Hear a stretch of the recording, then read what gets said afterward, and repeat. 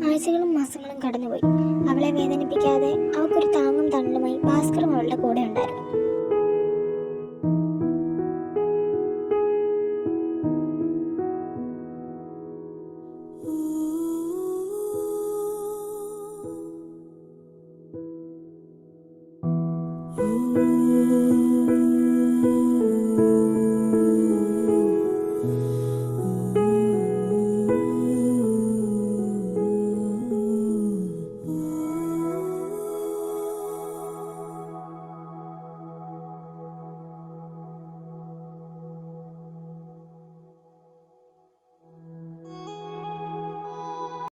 എത്ര നാളായി നമ്മുടെ മോനെ കാണാതായിട്ട്.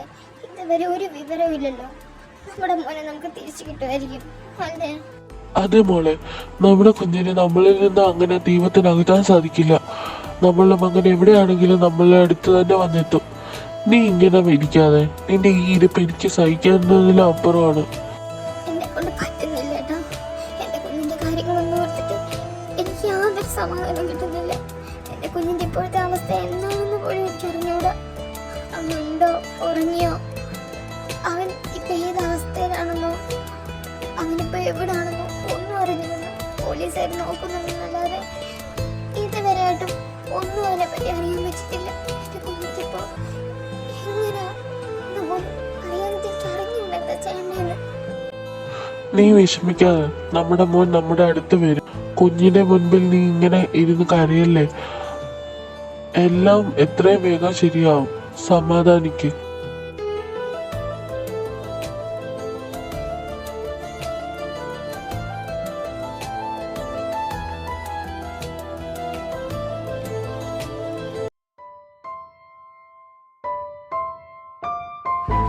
ഏട്ടാ, ഏട്ടനത് എങ്ങോട്ടാണ് ഒരുങ്ങി പോകുന്നത്?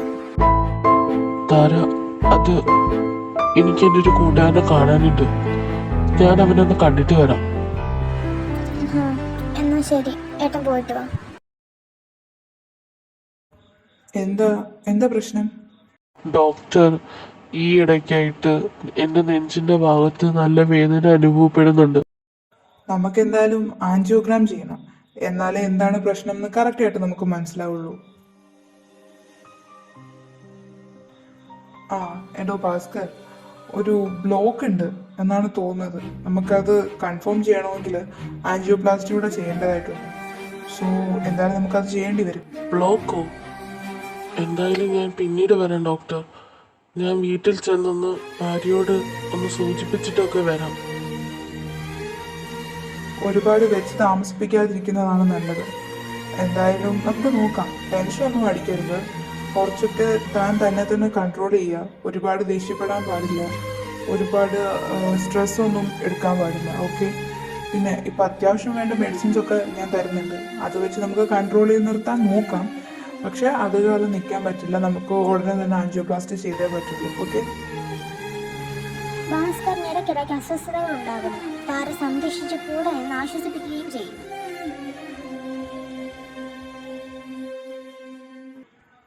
ഭാസ്കർ, ഞാനൊരു അത്യാവശ്യ കാര്യം പറയാനാണ് ഇപ്പോൾ വിളിച്ചത്. എടോ, താൻ പാനിക് ആവൊന്നും വേണ്ട. ഇവിടെ അടുത്തുള്ള SMT ഹോസ്പിറ്റലില്ലേ, പഴയ ഇടിഞ്ഞു പൊളിഞ്ഞ ആ ഹോസ്പിറ്റലിലെ കോമ്പൗണ്ടിൽ വെച്ചിട്ട് ഒരു കുട്ടിയുടെ ബോഡി കിട്ടിയിട്ടുണ്ട്. അതൊന്ന് കൺഫേം ചെയ്യാനായിട്ട് താനും വൈഫും കൂടി ഒന്ന് വരുമോ? ബോഡിയോ? ഞാൻ എന്തായാലും ഉടനെ വരാം സാർ. അത് പിന്നെ ഒന്നുമില്ല, ഞാനൊന്ന് സ്റ്റേഷൻ വരെ പോയിട്ട് വരാം. കള്ളം പറയാ, എന്തോ സീരിയസ് ആയ കാര്യമാണ്. എന്താണെങ്കിലും എന്നോട് പറഞ്ഞൂടെ? അത് മോളെ, ഇവിടെ അടുത്തുള്ള പൊട്ടിക്കിടക്കുന്ന SMT ഹോസ്പിറ്റലിൽ അവിടെ നിന്ന് ഒരു കുഞ്ഞിന്റെ ബോഡി കിട്ടി. അത് നമ്മുടെ അച്ഛൻ്റെ ആണോന്ന് അവർക്കൊരു സംശയം. അത് വെരിഫൈ ചെയ്യാൻ ഞാൻ അങ്ങോട്ട് ചെല്ലാൻ പറഞ്ഞു. അത് അവർ ഉറപ്പിച്ചിട്ടൊന്നുമില്ല. അവർക്കൊരു സംശയം. അത് വെരിഫൈ ചെയ്യാൻ വേണ്ടി വിളിച്ചതേ ഉള്ളൂ. ഞാൻ എന്തായാലും ഒന്ന് പോയിട്ട് വരാം. ഏട്ടൻ തന്നെ പോണ്ട. എന്തായാലും ഞാനും കൂടി വരുന്നുണ്ട്. എനിക്കിവിടെ ഇരുന്ന യാതൊരു സമാധാനം കിട്ടില്ല.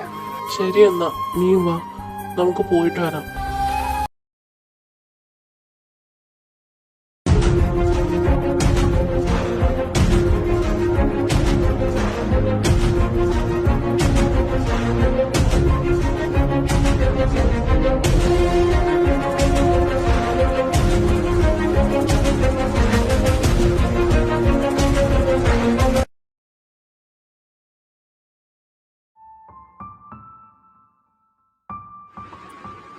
ഏട്ടാ ഏട്ടാ ഏട്ടാ കണ്ണുറക്ക്. എന്ത് പറ്റി? എനിക്ക് പേടിയാവുന്നുണ്ട് കേട്ടോ. കണ്ണുറക്ക്. ആരെയും ഓടി വരണേ. ഏട്ടാ കണ്ണുറക്ക് ഏട്ടാ. എടോ ഭാസ്കർ, പെട്ടെന്ന് തന്നെ ഇയാളെ ഹോസ്പിറ്റലിൽ എത്തിക്കണം.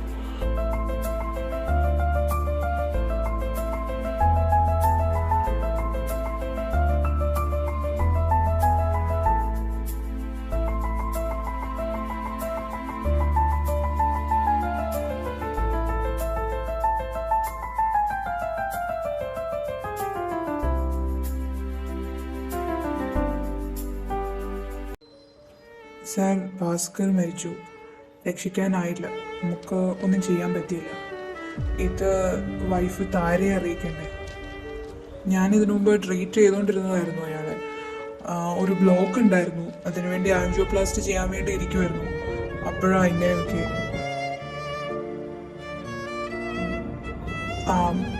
താര, ഒരു കാര്യം പറയാൻ വേണ്ടി വന്നതാ.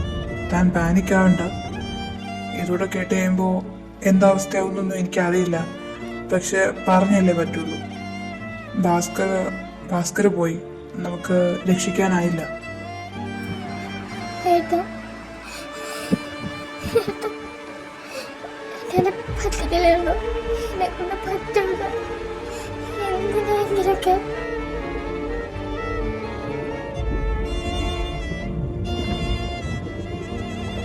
എടോ താര, നിങ്ങളിങ്ങനെ കരയല്ലേ?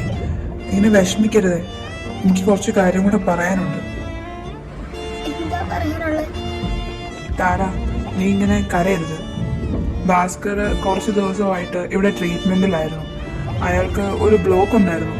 ഞാൻ ആൻജിയോപ്ലാസ്റ്റി വേണമെന്ന് പറഞ്ഞതാണ്. ബട്ട് അയാളുടെ ഇപ്പോഴത്തെ സാഹചര്യങ്ങൾക്ക് അതിന് പറ്റിയതല്ല എന്ന് എന്നോട് പറഞ്ഞിരുന്നു. അയാൾ പിന്നീട് ചെയ്തോളാമെന്ന് എന്നോട് പറഞ്ഞു. ബട്ട് അൺഫോർച്ചുനേറ്റ്ലി ഇപ്പം ഇങ്ങനെയൊക്കെ ആയി. അപ്പൊ ഞാനൊന്നും അറിയാഞ്ഞതാണല്ലേ? എല്ലാവർക്കും എല്ലാം അറിയായിരുന്നു. ഇങ്ങനെ അറിയിക്കാൻ ആർക്കും തോന്നിയിട്ടില്ല. എന്റെ വിധി അന്വേഷിച്ചത്. താര, താനിങ്ങനെ ഇരിക്കാതെടോ. തൻ്റെ കുഞ്ഞിനെ നോക്കണ്ടേ? അവനെ വലുതാക്കണ്ടേ? അവനെ വളർത്തണ്ടേ? അപ്പോൾ കുറച്ച് സ്ട്രോങ് ആയേ പറ്റുള്ളൂ. ഇനിയും പലതും നേരിടേണ്ടി വരും.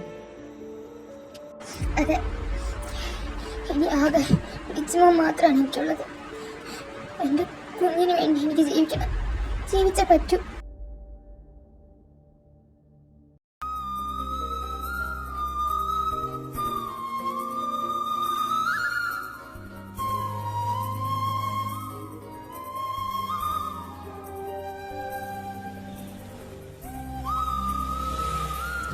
അങ്ങനെ വിഷമങ്ങളേറെ കുറച്ച് ദിവസങ്ങൾ കൂടി കടന്നു പോകുന്നു.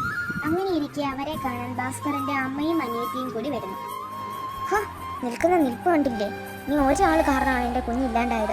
എൻ്റെ കൂടെ ജീവിക്കണമെന്ന് പറഞ്ഞപ്പോൾ തന്നെ ഞങ്ങളെല്ലാം പറഞ്ഞതാ. നിന്നെപ്പോലത്തെ ഒരു നശുവലത്തെ കെട്ടി അവൻ്റെ ജീവിതം നശിക്കുമെന്ന്. അതെങ്ങനെ? ഞങ്ങളുടെ വാക്കൊന്നും അല്ലായിരുന്നല്ലോ അവൻ വലുത്. അവൻ നിന്നെ കെട്ടണമെന്ന് പറഞ്ഞ് നിൽക്കുകയല്ലായിരുന്നു. എന്നിട്ടിപ്പോൾ എന്തായി? അതെ, ഏട്ടൻ നിന്നെപ്പോലൊരു അനാഥയെ കെട്ടിയതിന് പകരം നല്ലൊരു കുടുംബത്തിലെ ഒരു പെണ്ണിനെ കെട്ടിയിരുന്നെങ്കിൽ ഞങ്ങളുടെ ഫാമിലി ഇപ്പോൾ ഒരു സന്തോഷത്തോടെ ഇരുന്നാണ്. നിങ്ങൾ രണ്ടുപേരും എന്നെ ഇങ്ങനെ കുറ്റപ്പെടുത്തുന്നത് എന്തിനാ? ഞാൻ എന്ത് ചെയ്തിട്ടാ?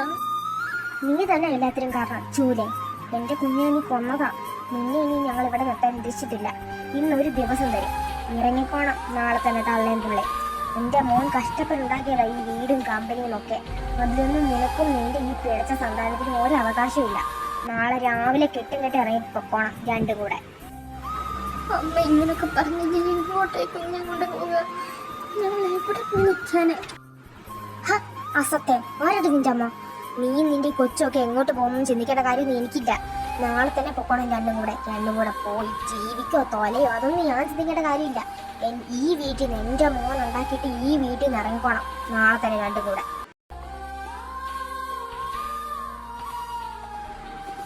എന്ത് പരീക്ഷ